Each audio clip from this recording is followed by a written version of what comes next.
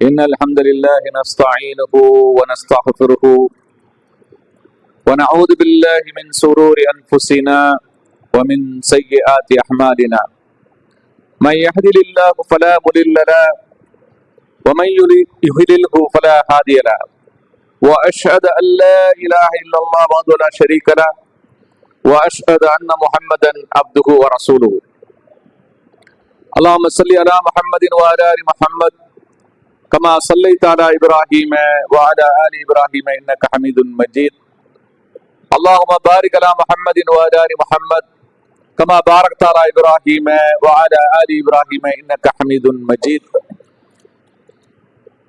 சூரியன் உதயமாக கூடிய தினத்தில் சிறந்த தினமான ஜும்மா தினத்தில் ஒன்று கூடியிருக்கின்றோம். சொல்லப்படக்கூடிய கருத்துக்களை கொண்டு உங்களுக்கும் எனக்கும் அல்லாஹ் ஈமானையும் இறையச்சத்தையும் அதிகப்படுத்துவானாக. நாம் இன்றைய ஜும்மா உரையில் பார்க்க இருக்கின்ற தலைப்பு நற்பண்புகளின் அடையாளம் இஸ்லாம் என்ற தலைப்பில் பார்க்க இருக்கிறோம். உலகத்துக்கு எத்தனையோ நபிமார்கள் அனுப்பப்பட்டார்கள். அந்த நபிமார்கள் இந்த சமூகத்துக்கு வணக்கத்துக்குரிய அல்லாஹ்வை தவிர வேறு யாரும் இல்லை, அவனை மட்டுமே வணங்குங்கள் என்று எச்சரிக்கை செய்ததோடு விட்டுவிடவில்லை. எப்படி வாழ வேண்டும், எப்படி வாழக்கூடாது என்ற நற்பண்புகளையும் நற்குணத்தையும் கற்றுக் கொடுத்தார்கள். ஆனால் அந்த நபிமார்கள் சென்ற பிறகு அந்த நல்ல ஒழுக்கங்களையும் நற்பண்புகளையும் மக்கள் தொலைத்தார்கள். அதோடு மட்டுமல்லாமல் அல்லாஹ்வை வணங்குவதை விட்டுவிட்டு அல்லாஹ்வுக்கு இணை வைக்கக்கூடிய காரியங்களையும் செய்ய ஆரம்பித்து விட்டார்கள். இதை எல்லாவற்றையும் சரி பண்ணுவதற்காக இறுதியாக அனுப்பப்பட்ட தூதர் தான் முஹம்மது ஸல்லல்லாஹு அலைஹி வஸல்லம். அல்லாஹ்வுடைய தூதர் ஸல்லல்லாஹு அலைஹி வஸல்லம் அவர்கள் கூறினார்கள், நான் நற்பண்புகளை முழுமைப்படுத்துவதற்காக வந்திருக்கிறேன் என்று கூறினார்கள். நபிமார்கள் கொண்டு வந்த நற்பண்புகளை எல்லாம் தொலைத்துவிட்ட மனிதருக்கு அந்த நபிமார்கள் விட்டு சென்ற நற்பண்புகளோடு சேர்த்து இன்னும் என்னென்ன நற்பண்புகள் எல்லாம் கற்றுக் கொடுக்க வேண்டுமோ அத்தனையும் சேர்த்து கொண்டு இந்த மக்களுக்கு கற்றுக் கொடுக்க வந்தார்கள் அல்லாஹ்வுடைய தூதர் முஹம்மது ரசூலுல்லாஹ் ஸல்லல்லாஹு அலைஹி வஸல்லம். அதனால்தான் அல்லாஹ் இந்த நபியை பார்த்து அல்லாஹ் சொல்லுகிறான், என்று அல்லாஹ் சொல்லி காட்டுகிறான், நபியே நீங்கள் மகத்தான நற்குணத்தின் மீது இருக்கிறீர்கள் என்று சொல்லி காட்டுகிறான். அல்லாஹ் ரப்பல் ஆலமீன் சொல்லி காட்டுறான், நபியே நீங்கள் மகத்தான உயர்ந்த நற்குணத்தில் இருக்கிறீர்கள் என்று அல்லாஹ் பாராட்டி புகழ்ந்து பேசுகிறான். அப்ப எந்த அளவுக்கு நாகரிகத்தை தொலைத்து விட்ட இந்த மனிதருக்கு நாகரிகத்தை கற்றுக் கொடுத்தார்கள், ஒழுக்கத்தை கற்றுக் கொடுத்தார்கள், பண்புகளையும் பண்பாடுகளையும் இந்த இஸ்லாமிய மார்க்கத்தின் மூலமாக அல்லாஹ்வுடைய தூதர் ரசூல் ஸல்லல்லாஹு அலைஹி வஸல்லம் கற்றுக் கொடுத்தார்கள். இஸ்லாத்தில் சிறந்தது எது என்று கேட்ட போது முதல்ல ரசூலுல்லாஹ் ஸல்லல்லாஹு அலைஹி வஸல்லம் சொன்னது என்ன தெரியுமா சொன்னாங்க? பசித்தவர்களுக்கு உணவளியுங்கள். தெரிந்தவர் தெரியாதவர் யாராக இருந்தாலும் சலாம் சொல்லுங்கள். ஏன், எதற்காக அல்லாஹ்வுடைய தூதர் இந்த குணத்தை கற்றுக் கொடுத்தார்கள்? தொழுகையை சொல்வதற்கு முன்பாக ஏன் இதை சொன்னார்கள்? ஏனென்றால் தொழுகை ஒவ்வொரு மனிதனிடமும் அதைத்தான் எதிர்பார்க்கிறது. நோன்பு அதைத்தான் எதிர்பார்த்து நிற்கிறது. நீங்கள் செய்யக்கூடிய ஹஜ்ஜாக இருக்கட்டும், குர்பானியாக இருக்கட்டும், இந்த உயர்ந்த நற்குணத்தை ஏந்தி நிற்கிறது இந்த வணக்க வழிபாடுகள். இந்த வணக்க வழிபாடுகள் மூலமாக அல்லாஹ் உங்களிடம் எதிர்பார்ப்பது இந்த உயர்ந்த நற்குணத்தை தான் எதிர்பார்க்கிறான். அதனால்தான் இஸ்லாத்தில் சிறந்தது எது என்று கேட்டபோது அல்லாஹ்வுடைய தூதர் ஸல்லல்லாஹு அலைஹி வஸல்லம் சொன்னாங்க, நீங்கள் பசித்தவர்களுக்கு உணவளியுங்கள். தெரிந்தவராக இருந்தாலும் தெரியாதவராக இருந்தாலும் சலாம் சொல்லுங்கள். இந்த சலாம் சொல்வதை நாம் விட்டுவிட்டோம். ஒருவருக்கு ஒரு அந்நியரை போல, ஒருவருக்கு ஒரு முகம் தெரியாதவரை போல நாம் நடந்து கொள்கிறோம். ஆனால் முஸ்லிம் என்று சொல்லிக் கொள்கிறோம். எந்த பண்பாட்டை, எந்த உயர்ந்த குணத்தை, எந்த உயர்ந்த பண்பாட்டை இந்த இஸ்லாம் போதிக்கிறதோ, இஸ்லாத்துடைய அடையாளமாக சொல்லப்படுகிறதோ, அதை நாம் விட்டுவிடக் கூடாது. ஒரு கலிமா சொன்ன ஒரு முஸ்லிமை நீங்கள் எங்கு பார்த்தாலும் சலாம் சொல்ல வேண்டும். பசித்தவர் உங்களிடம் உணவு கேட்டால் உணவளிக்க வேண்டும். இதுதான் இஸ்லாத்துடைய அடையாளம் என்று அல்லாஹ்வுடைய தூதர் ஸல்லல்லாஹு அலைஹி வஸல்லம் சொன்னாங்க. வல்லாஹு யுஹிப்புல் முஹ்ஸினீன் என்று அல்லாஹ் சொல்லி காட்டுகிறான். யாரை அல்லாஹ் நேசிக்கின்றான் தெரியுமா? யார் நன்மை செய்கிறார்களோ அவர்கள் அல்லாஹ் நேசிக்கிறான். அப்ப தொழுகை என்றாலும் சரி, நோன்பு என்றாலும் சரி, இன்ன பிற வணக்க வழிபாடுகளாக இருந்தாலும் சரி, நன்மை செய்வதற்கு நம்மை தூண்ட வேண்டும்.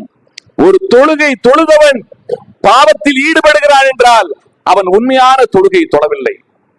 ஒருவன் நோன்பு நோக்கிறான், ஆனால் அவனிடம் நற்குணம் இல்லை, நற்பண்பு இல்லை, நல்லொழுக்கம் இல்லை என்றால் அங்கு அவன் நோன்பு உண்மையாக இறைவனுக்காக நோன்பு நோக்கவில்லை. கடமையாக, ஒரு சடங்காக, ஒரு சம்பிரதாயமாக அந்த வணக்கத்தை செய்கிறான். அல்லாஹ் நம்மை பாதுகாக்க வேண்டும்.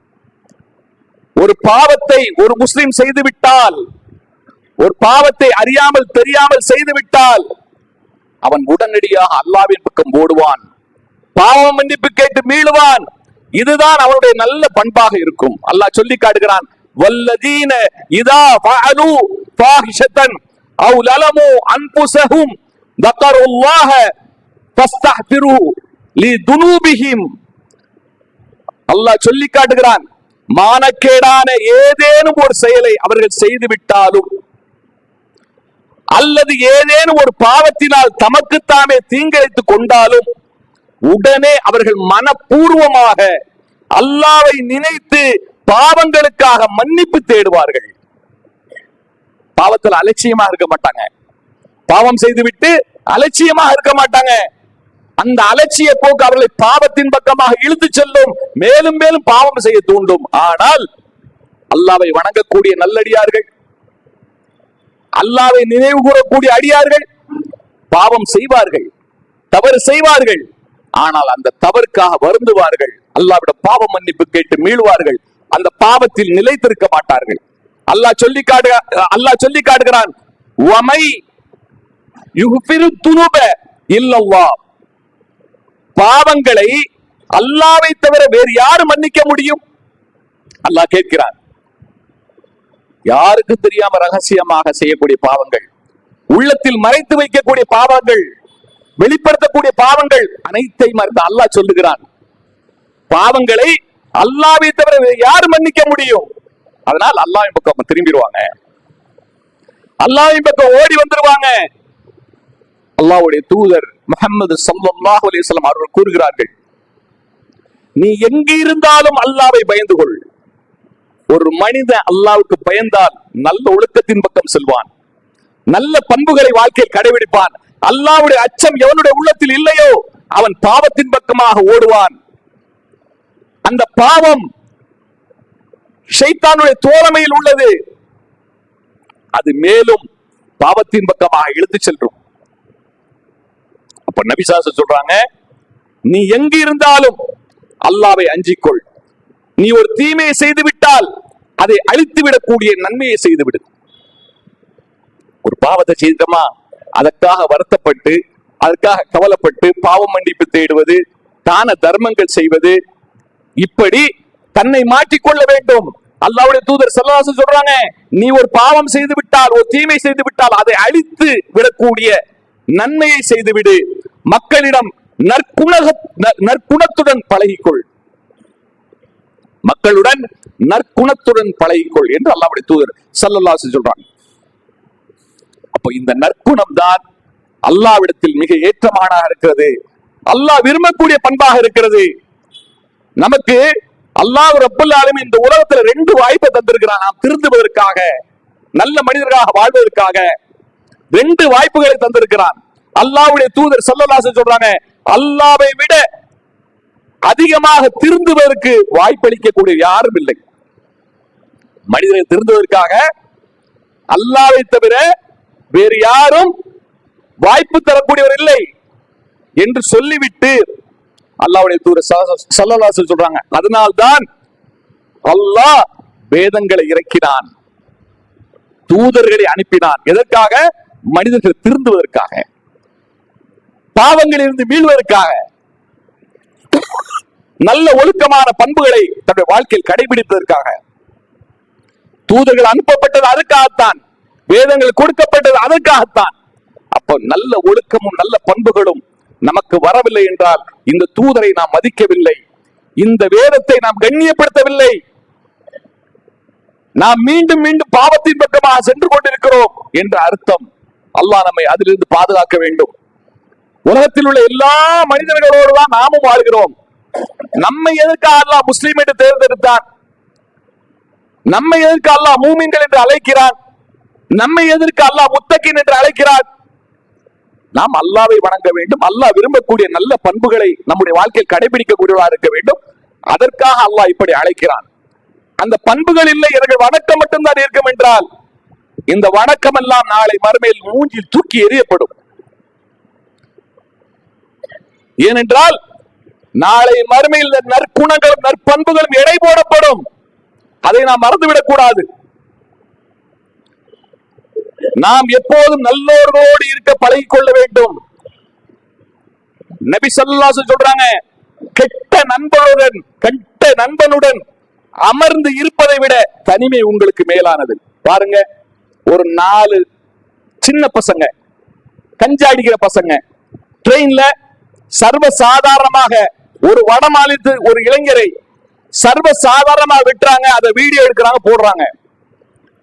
ஒரு தீய நண்பனுடைய பழக்க வழக்கங்கள் கொலையை கூட சாதாரணமாக எண்ண வைக்கிறது, போதைப் பொருட்களை சாதாரணமாக பயன்படுத்த தூண்டுகிறது.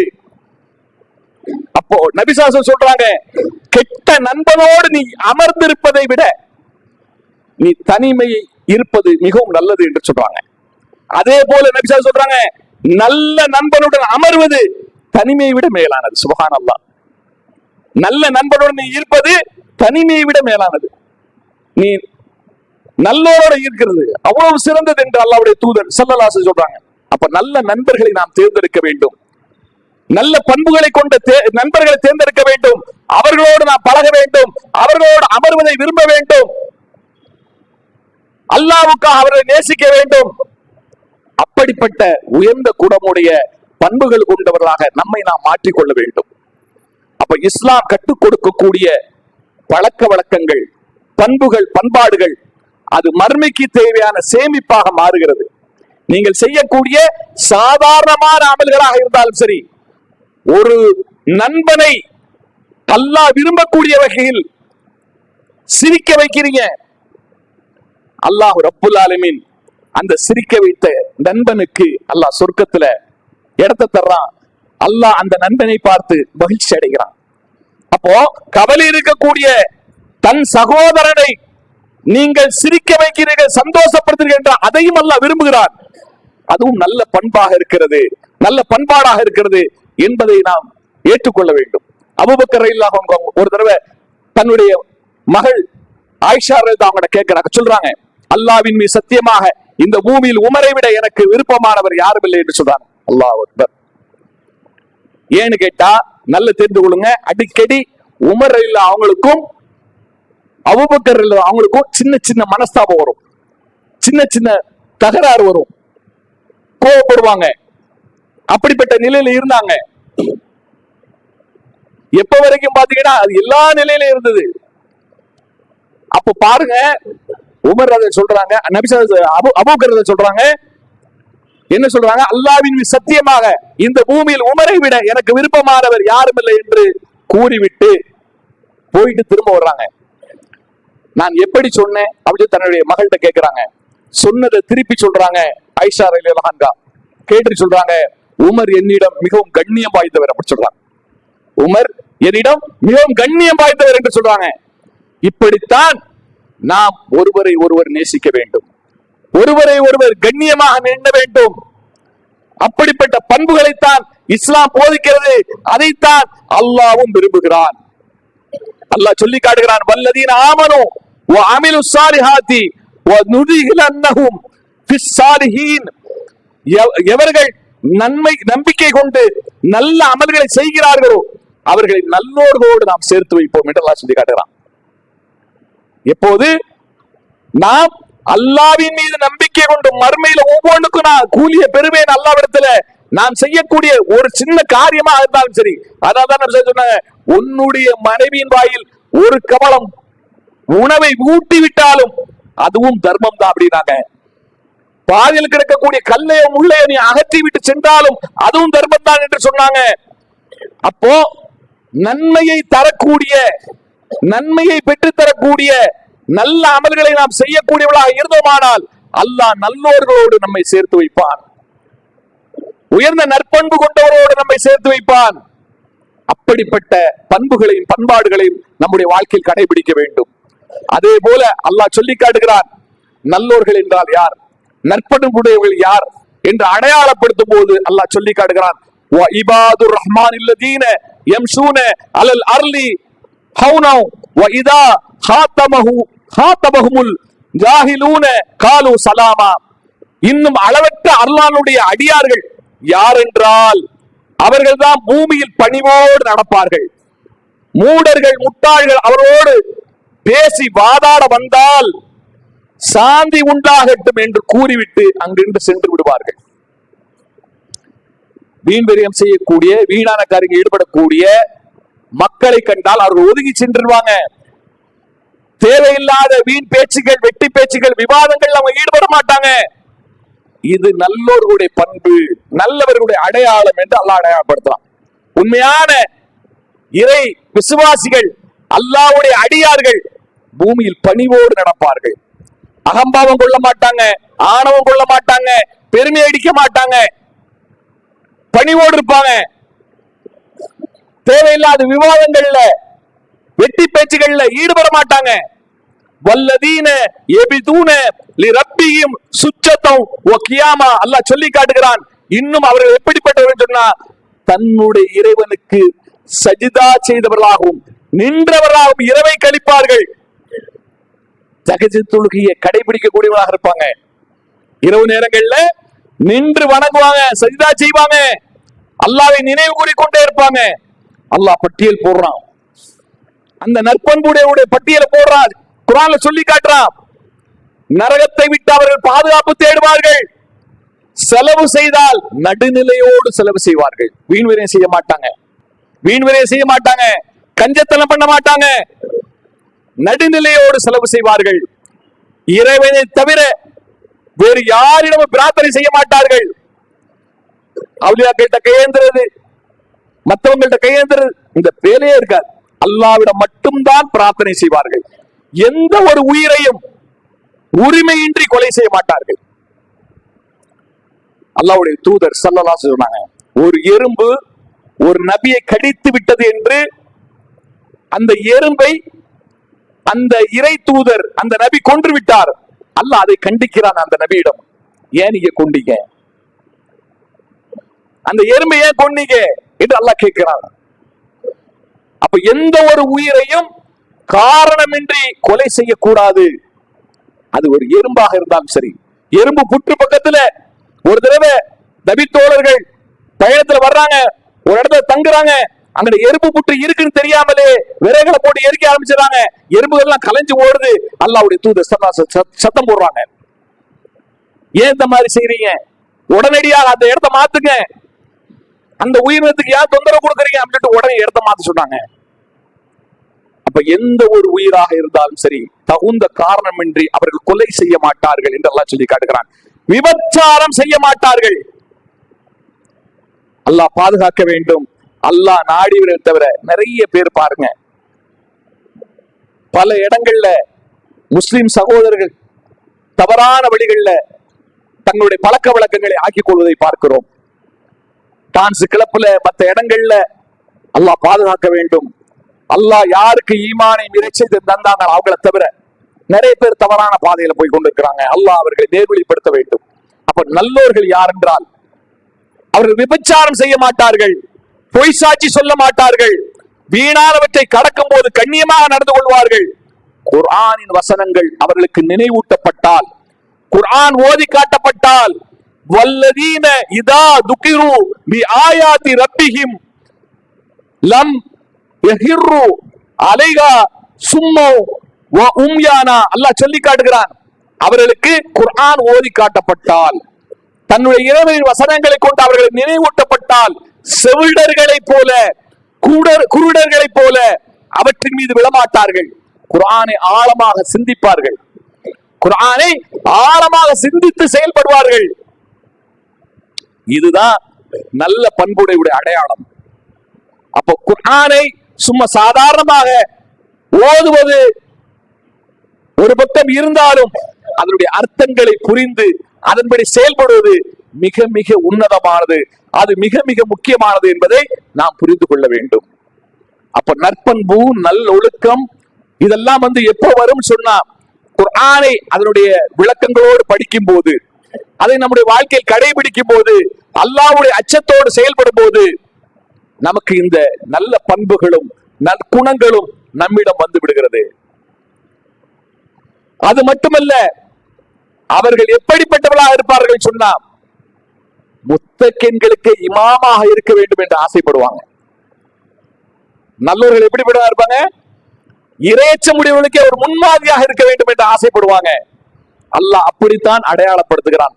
அப்படிப்பட்ட உயர்ந்த நற்குணமுடைய நல்லவர்களுக்கு அல்லாஹ் துஆ சொல்லி கற்றுக் கொடுக்கிறான். துஆவை அல்லாஹ்வே கற்றுக் கொடுக்கிறான். இப்படி அவங்க துஆ செய்வாங்க என்று சொல்றான். பாருங்க, அல்லாஹ் சொல்லி காட்டுகிறான், வல்லதீன யகூலூன ரப்பனா ஹப்லனா மின் அஸ்வாஜினா வ துர்ரியாத்தினா குர்ரத ஐனின் வஜஅல்னா லில் முத்தகீன இமாமா. அவர்கள் துஆ செய்வார்கள். எப்படி துஆ செய்வார்கள் தெரியுமா? எங்கள் இறைவா, எங்கள் மனைவியரிடமும் எங்களுடைய சந்ததிகளிடமும் இருந்தும் எங்களுக்கு கண்களின் குளிர்ச்சியை ஏற்படுத்துவாயாக, கண்களின் குளிர்ச்சியை ஏற்படுத்துவாயாக. இன்னும் உன்னை அஞ்சக்கூடிய மக்களுக்கு வழிகாட்டியாக எங்களை நீ ஆக்குவாயாக. உன்னை பயப்படுறாங்களே அவங்களுக்கே நாங்க வழிகாட்டியா இருக்கணும். அல்லாஹ் அக்பர். இப்படிப்பட்ட குணம், நற்பண்பு நம்மிடம் இருக்கிறதா? நாம துஆ கேட்டா பத்தாது. இதை வெறுமனே பள்ளிவாசல்ல துஆ செய்வதோடு நிறுத்திவிடக் கூடாது. துஆ என்பது நம்முடைய வாழ்க்கையில் வரணும் என்று ஆசைப்படணும். அதற்காக முயற்சி செய்ய வேண்டும். ஒரு துஆவை அல்லாஹ் கற்றுக் கொடுத்து நீ இப்படி துஆ கேளு அப்படி நம்மளை பார்த்து சொல்றான்னு சொன்னா, அந்த துஆக்கு ஏற்றார் போல என்னுடைய வாழ்க்கை அமைய வேண்டும். அதற்காக நான் முயற்சி செய்ய வேண்டும். என் பிள்ளைகள் எனக்கு கண்குளிர்ச்சியாக அமைய வேண்டும், என் மனைவி எனக்கு கண்குளிர்ச்சியாக அமைய வேண்டும் என்றால் அவர்களுக்கு தொழுகை ஏவ வேண்டும், நல்ல குணத்தை ஏவ வேண்டும், நல்ல பண்புகளையும் பண்பாடுகளையும் ஏவ வேண்டும். அதன்படி நாமும் செயல்பட வேண்டும்.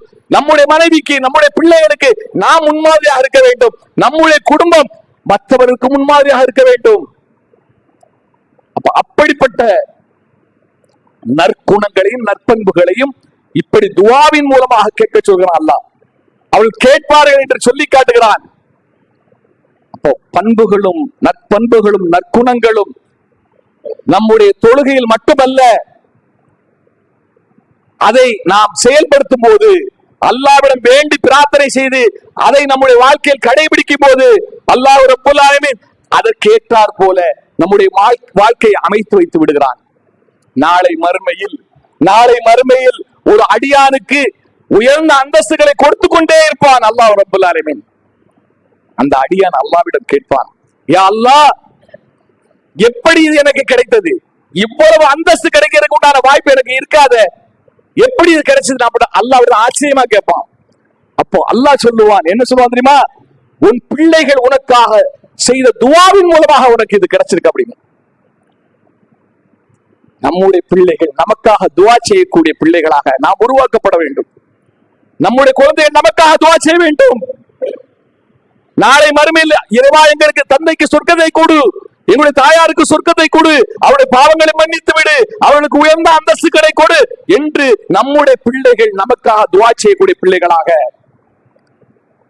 நற்குணங்களை கொண்ட பிள்ளைகளாக நம்மால் வளர்க்கப்பட்டால் நமக்கு அவர்கள் மூலமாக கூட அல்லாஹ் ரப்பல் ஆலமீன் உயர்ந்த அந்தஸ்துகளை, உயர்ந்த பதவிகளை நமக்கு தருகிறான் என்பதை நாம் விளங்கிக் கொள்ள வேண்டும்.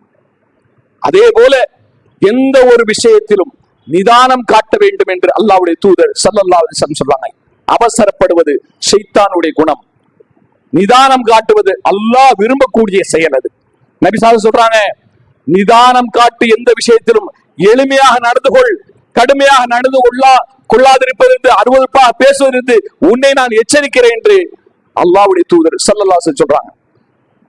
கடுமையாக நடந்து கொள்வதிலிருந்தும் அருவருப்பாக பேசுவதிலிருந்தும் உன்னை நான் எச்சரிக்கிறேன் என்று அல்லாஹ்வுடைய தூதர் ஸல்லல்லாஹு அலைஹி வஸல்லம் சொன்னாங்க. அப்போ நாம் எந்த ஒரு விஷயத்திலும் அவசரப்படக்கூடாது. இது எப்போ சொன்ன வார்த்தை தெரியுமா?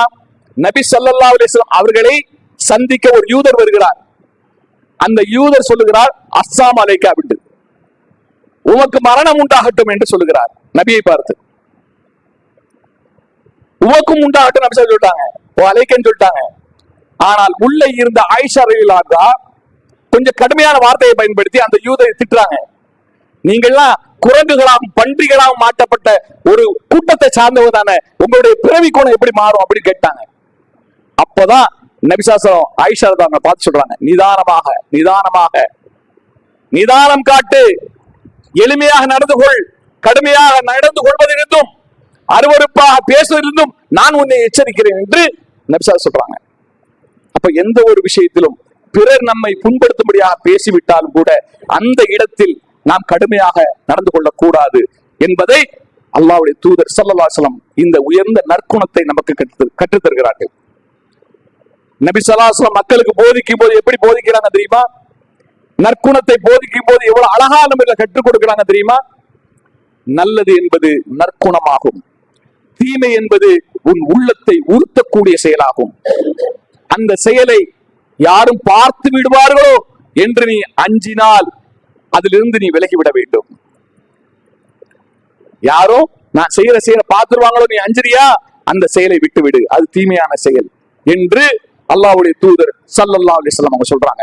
அது மட்டுமல்லாமல் நற்செயல்கள் உள்ளத்தின் ஒளியை அதிகரிக்க செய்கிறது. இமாம் இப்னுல் கையிம் ரஹ்மத்துல்லாஹி சொல்றாங்க, நற்செயல் என்பது உள்ளத்தின் ஒளியை அதிகரிக்க செய்கிறது, தீய செயல்கள் உள்ளத்தின் ஒளியை மங்க செய்துவிடும், உள்ளத்தில் ஒரு ஒளியை மங்க செய்துவிடும் என்று இப்னுல் கையிம் ரஹ்மத்துல்லாஹி சொல்றாங்க. ஆகவே நல்ல குணங்களும் நற்பண்புகளும் நமக்கு அல்லாஹ்விடத்தில் உயர்ந்த அந்தஸ்தை தருகிறது. அதற்கு தகுந்தாற் போல நம்முடைய பண்புகளையும் பண்பாடுகளையும் ஒழுக்கங்களையும் அல்லாஹ்வுடைய ரசூலும் காட்டி தந்த வழியில் அமைத்துக் கொள்ளக்கூடிய வாய்ப்பை அல்லாஹ் நமக்கு தந்தருவானாக.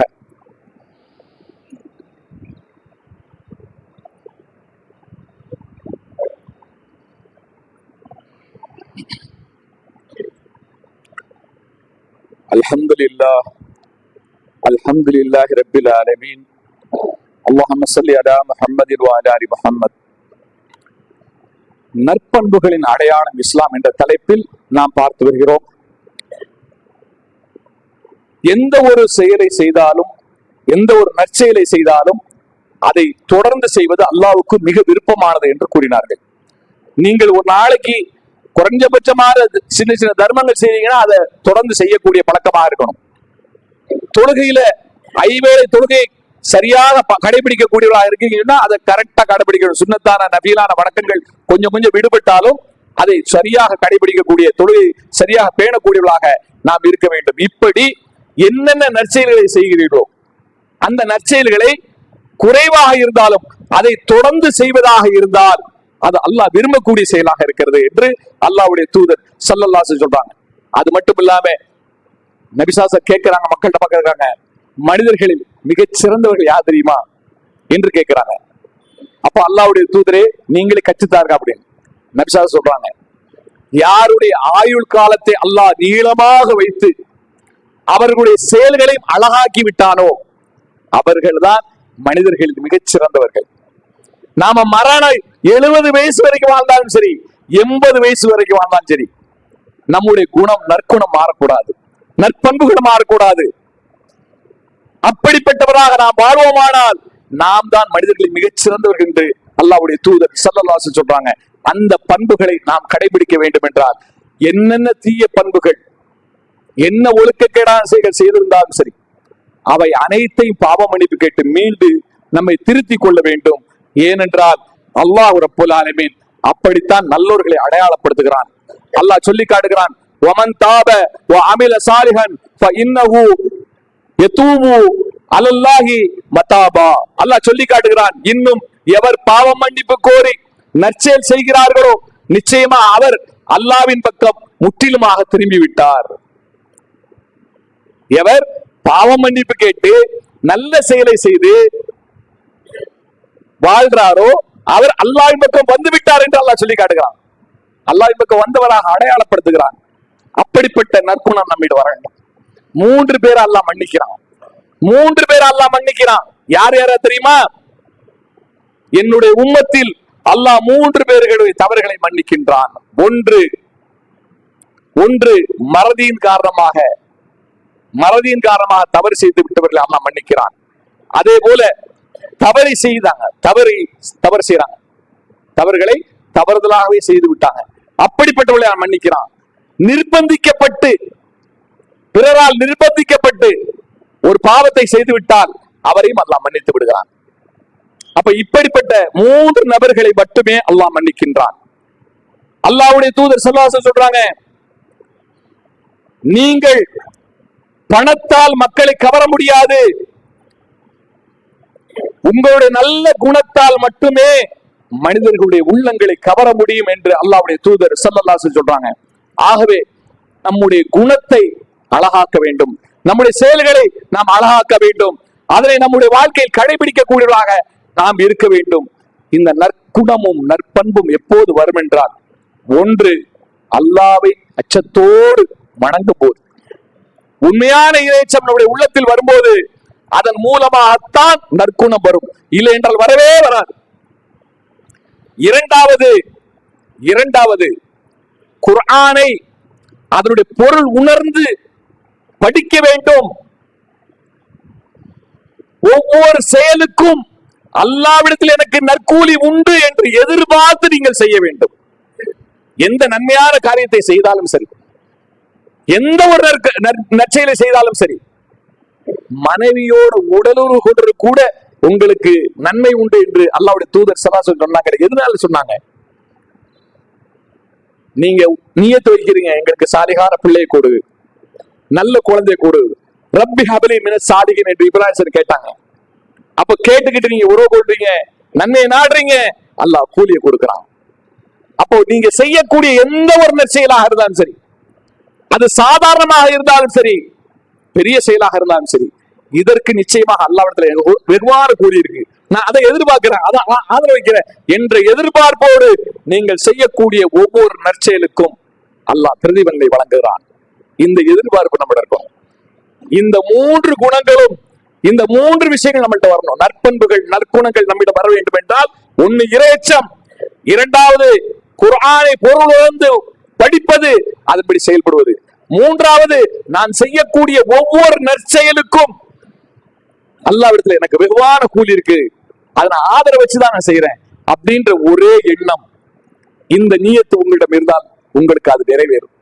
99 கொலையை செய்த ஒரு மனிதர் தீர்ப்பு கேட்டு இன்னொருத்தருக்கு போறாரு, அவர் உனக்கு நரகம் தான் கிடைக்கும் சொல்லிடுறாரு, அவரை கொண்டுறாரு, 100 பேரை கொண்டுறாரு.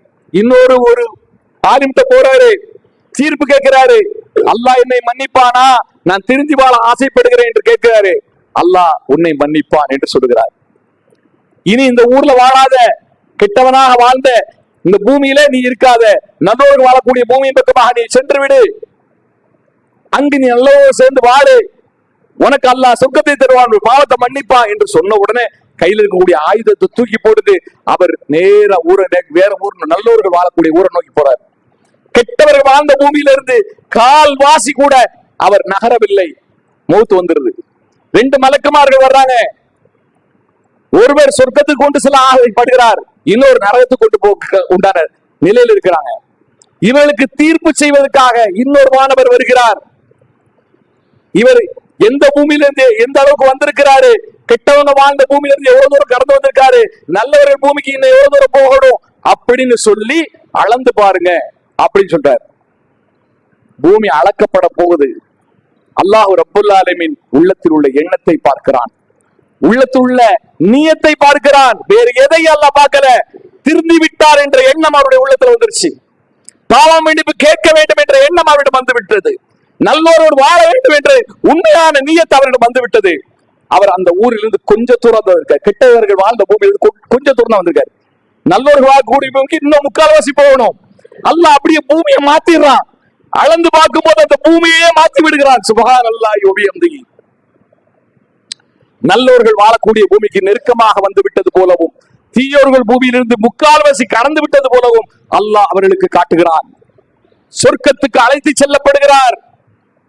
உங்களுடைய எண்ணங்கள் எப்படி இருக்கின்றன? உங்களுடைய உள்ளங்கள் எப்படிப்பட்டதாக இருக்கின்றன? தீமைகளால் புதைந்து போயிருந்தால் அதை தூக்கி எறியுங்கள். நன்மையான எண்ணங்களை உங்களுடைய உள்ளத்தில் விதையுங்கள். அதை அறுவடை செய்யுங்கள் மறுமை நாளில். நற்பண்புகள், நற்குணங்கள், இதனுடைய அடையாளம் இஸ்லாம் என்பதை உங்களுடைய உள்ளத்தில் ஆழமாக பதிய வைத்து, இஸ்லாத்துடைய அடையாளமாக நான் வாழ்வேன், இஸ்லாத்துடைய அடையாளமான நற்குணங்களை என்னுடைய வாழ்க்கையில் கடைபிடிப்பேன் என்று நீங்கள் செயல்பட்டால் அல்ஹம்துலில்லாஹ், அல்லாஹ்வுடைய நேசர் நீங்கள், அல்லாஹ்வுக்கு பிரியமானவர் நீங்கள், அல்லாஹ்வுக்கு நெருக்கமான இடத்தில் மறுமையில் இருக்க பாக்கியம் பெற்றவர்களாக இருப்பீர்கள். அல்லாஹ் ரப்பல் ஆலமீன் அப்படிப்பட்ட கூட்டத்தில் நம் அனைவர்களையும் சேர்த்து அருள் புரிவானாக. வாஹிர் தவானா அனில் ஹம்துலில்லாஹி ரப்பில் ஆலமீன். அஸ்ஸலாமு அலைக்கும் வரஹ்மத்துல்லாஹி வபரகாத்துஹு.